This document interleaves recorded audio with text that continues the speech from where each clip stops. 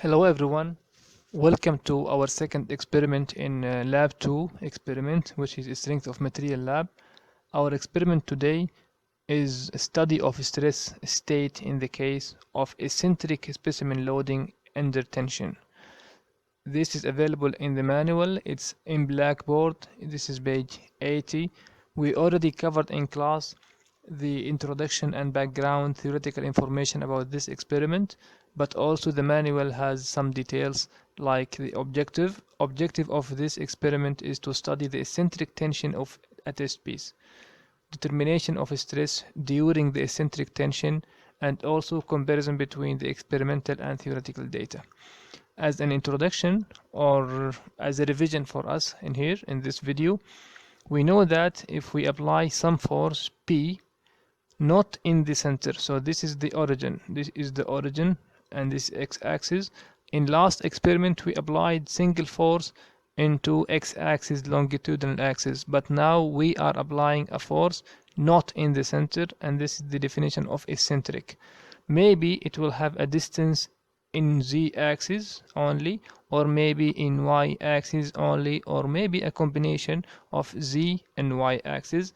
Because of that eccentricity, we have our stress deformation will be different than the normal one, and we will have a maximum stress and another minimum stress with a new neutral axis. So the calculation of stress will be three terms. The first one for the normal stress, applying force over area. Second one is coming from the bending moment around y-axis, and third component is the bending moment around z-axis. So the manual details the quantities equations that we are using, so, and also the test piece or the specimen, it's number 11. If you go back to the content or the table of elements, you see specimen number 11 is exactly this element, and we have two sensors, one to measure the maximum or minimum tension or compression stresses. So this table shows the dimensions and characteristics of the specimen, and this is the final equation that we are going to use. So stress will be depending on the force and area and bending moment and moment of inertia and distances z and y from the origin, how to calculate the moment of inertia. So finally we are applying this value of stress, and at the end you will get two values of stresses, minimum and maximum, tensile and compression. So this is delta B, the amount of force that we are measuring, gravity because we measured kilogram force, so this will be Newton by now, width and height, distance is in z-axis, width and the sister coefficient, and same thing for the second stresses. We can find also the strain number 1 and 2 from sensor number 1 and 2, and then we find the value of stress, or we can generate the value of E depending on sigma 1 and strain 1. So let's go and prepare our experiment. If you want to assemble the test machine, we need to follow these steps. 1. Install the support number 1. You are familiar with these numbers. Support number 1, go back to the table of elements and you will find that support number 1 is this element. We need to fix them in holes 10 and 11 with the bolts, 10 millimeter bolts 1 and 2. Second step, install the support with lever 2, this one, this element number 2, and fix it in holes number 1 and 2 with the same bolt. And step number 3, retention pins and the test piece clamps. So we fix the clamp with this pin, other clamp with the second pin, and lastly we bring our specimen number 11, the one we showed before 1 minute or 2 minutes. So we fix our specimen in here with the help of these pins. So now our experiment is ready, the hardware is ready. So of course we need to attach the connectors, the wires from two sensors for force and for displacement elongations to the computer. Attach the connector, yes, for the force and for the strains. Good. So let us start and fixing our or assembling our test machine. If you go to manual, it's available in Blackboard. The steps are given. So assembling in the manual, assembling the test machine. The experiment is carried out on the tensile machine, figure 9.14. For example, this is our machine. Step number 1, install the support 1. So as you know, if you go back to the table of elements, number 1 is the support, and it has a photo. It shows that this is support number 1, and we need to fix it. As mentioned, install the support number 1 in holes 10 and 11. So I need to count 1 2 3 4 5 6 7 8 9 10 and 11. So I should fix my element, the support, at holes 10 and 11. So this is 10 millimeter pose, and this is 11 10 millimeter pose. I need to fix the support.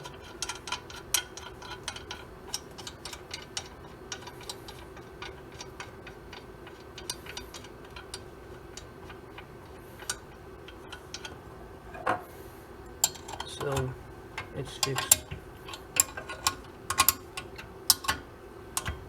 Good. Step number 2, we need to install the support with lever, which is element number 2 in the table of elements. And if you see the figure or the table, you will see that this is the support with a lever. Basically, it's a screw drive. If you turn this on, you will transfer the rotational movement into linear movement. Let us try.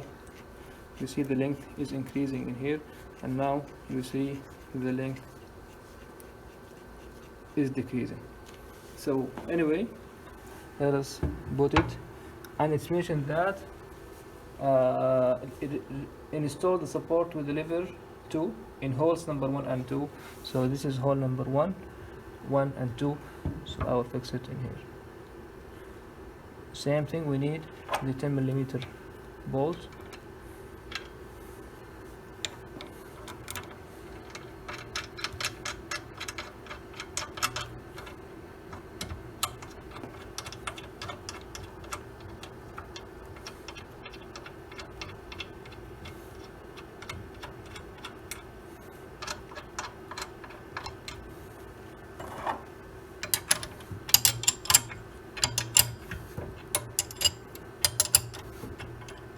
Good.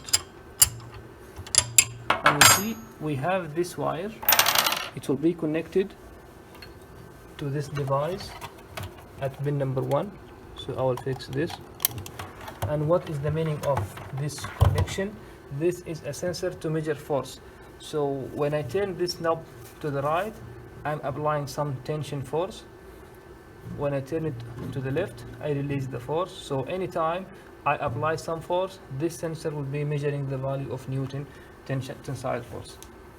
Good. Step number 3, insert the retention pins. These are the pins, and fixing the test piece clamps. These are the clamps. So I will take one clamp and one pin and fix it here, and then I'll take the second clamp and the second pin and fix it there. So now the setup is ready to plug in my specimen in order to apply the tensile force. Good. So let us now fix our the specimen itself. And before we fix our specimen, I need to go back to experiment number 1 and compare this to a specimen. So in this side, the right side, I have the specimen that we have used last experiment, in experiment number 1. And this one here, it shows the specimen of today's experiment. So what do you realize? What is the difference between these two specimens? So in here we have the same material, the same width, the same length. Everything is similar, sensors, and length of the specimens also are similar. The only difference is that the loading itself. So imagine that I'm applying one force from this side and the second force from this side. I'm applying tension force. You can see that the force is acting on the center of the specimen itself, in the center line. So the force is eccentric, it's in the center. While in this specimen, when I apply the force, it will not be in the center, it's shifted toward this end, and this is the case of eccentric loading. So the load is not in the center, it's inclined to the side, so this is eccentric. Basically, we are comparing the case of centric load and eccentric load. So in this experiment, I'm removing this, and we will use the specimen where we have eccentric loading, and same thing, I will fix it to that place in here to apply the tension force. This has only lateral sides, so it do not make any difference for direction. But maybe I think it's okay. If I want, I can adjust the knob to the right or left in order to have the pin location in the same. Okay, this is pin number 1, and this is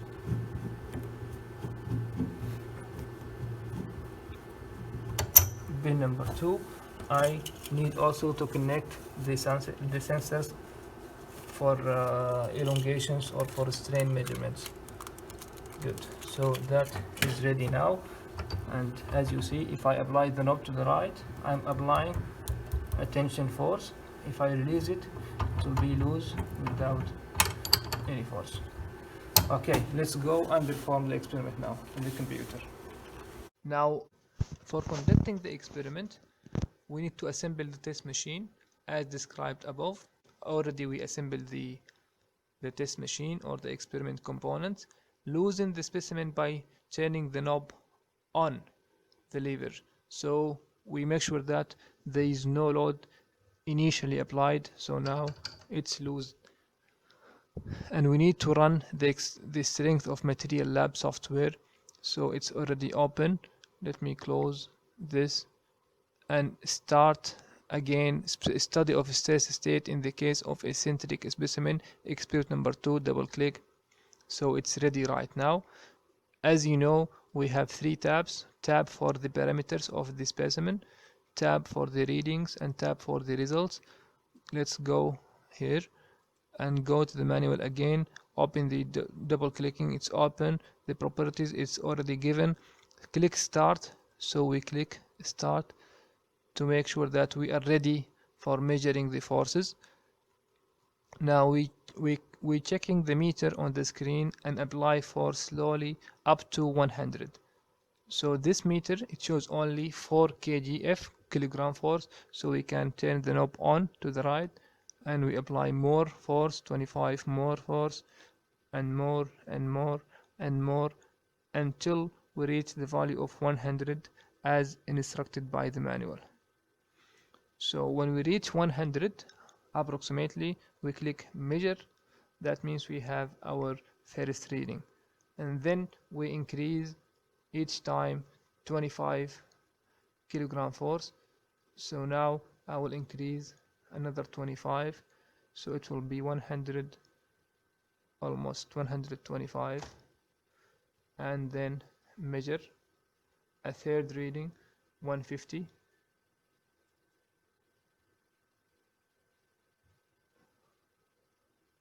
I can increase it another 1 more Newton. Yes, that's perfect. Measure, and then another 25. It should be 175. That's good.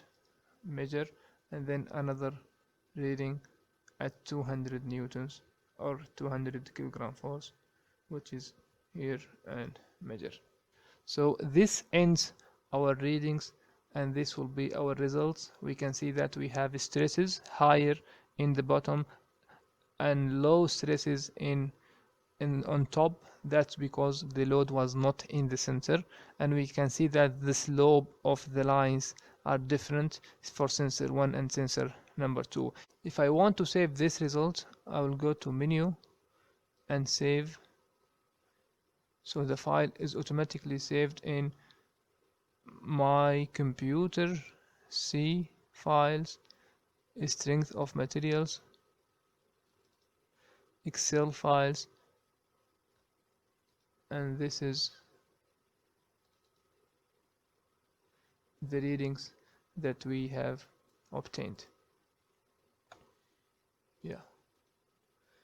If we go back to the manual, we can find the method of how we calculate. We need to fill the tables of the specifications, tables of reading. It's already available in the Excel file, so we can fill the values, and this is already available to us because it's already given, and this is the readings. But you need to calculate the values for strain, stresses, sigma 1 and sigma 2, and get the experimental and theoretical and deviations values. We can compare these values. If we go back to table and increment, these are already calculated, so you can check your work. If you get deviations around 5 and 7, it's difficult to get exact value, but it's approximated 5 and 7. And this will, yeah, so if you go back again, this is the tables. This is an example. This is our assignments. We need to do some calculations on the theoretical values, on the experimental values, and we need to compare the results by having the deviation between theoretical and experimental values. If you have those values, you can finalize your report. This is an example of some report or some student readings for the specifications, for the readings, for the calculations, and for the deviation and everything. And this will end our experiment number 2. Thank you for listening.